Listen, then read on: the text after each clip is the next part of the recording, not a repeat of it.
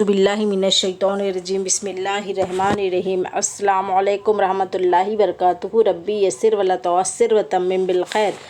آج ہم لیں گے مرکب اشاری کی مثالیں۔ اب ہم پہلے پر دیکھیں گے کیا ہے یہاں پر حاضت دیکو کبیرن، یعنی یہ مرغہ بڑا ہے۔ اب ہم اس کے بعد دیکھیں گے کیا ہے دوسرے پر حاضہ الدجاجۃ صغیرۃ، یعنی یہ مرغی چھوٹی ہے۔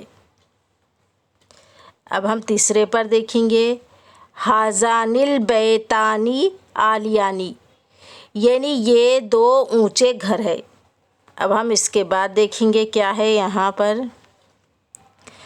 ھاتان الوردتان جمیلتان، یعنی یہ دو خوبصورت گلاب ہے۔